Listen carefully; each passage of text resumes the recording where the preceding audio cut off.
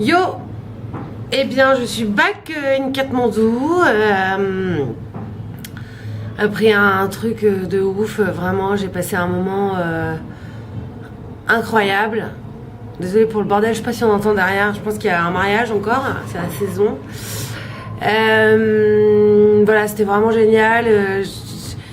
J'ai taffé dans les champs comme je vous l'ai dit hier. Enfin, j'ai vraiment partagé leur vie, j'étais hyper proche d'eux. Ce matin, donc on s'est levé à 7h moins le quart. Ils m'ont fait un petit truc à manger, un thé avant que je parte.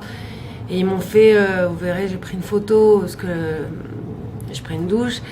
Mais ils m'ont donné un collier de fleurs, ils m'ont donné une écharpe, ils m'ont donné de l'argent alors qu'ils en ont pas beaucoup. Donc la famille chez qui je suis restée, le frère du mec chez qui j'étais, la sœur de leur maman, enfin leur tante du coup. Voilà, ils ont tous été hyper chaleureux. J'en ai la voix qui tremblote ce matin, j'ai vraiment failli chialer. La petite elle m'a dit tu m'oublies pas hein. Le petit il m'a dit ah je suis triste que tu partes, quand est-ce que tu reviens, voilà. Je lui ai donné mon écharpe en cadeau parce qu'il était malade et il avait froid. Et du coup, voilà, moi j'en rachèterai une. J'étais contente de lui laisser.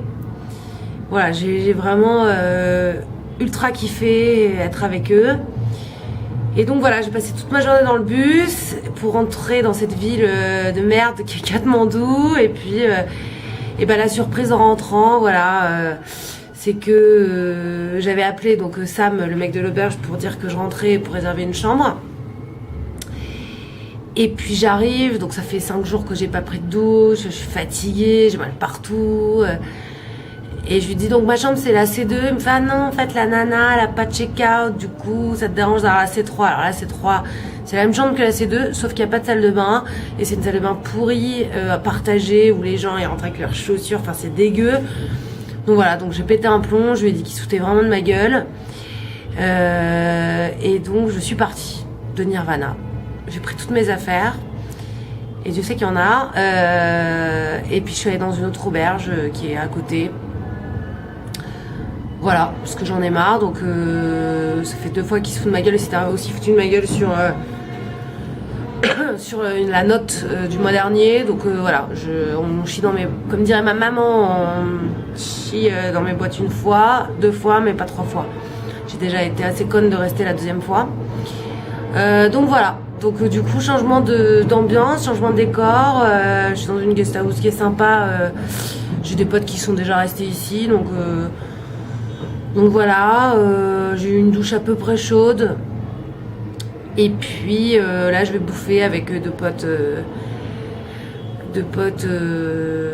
Qui sont eux à Nirvana, mais ils viennent bouffer. Il y a un resto qui est pas mal dans cette guest house. Ils font notamment des pâtes bolo, alors pas avec du bœuf mais avec du buffalo, mais qui sont assez bonnes.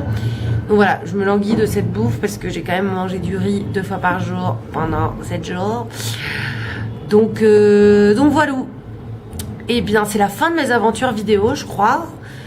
Je vais recommencer à réécrire, ce sera plus facile peut-être, ou en tout cas voilà, je vais pas vous faire regarder des vidéos tous les jours pour ceux qui regardent.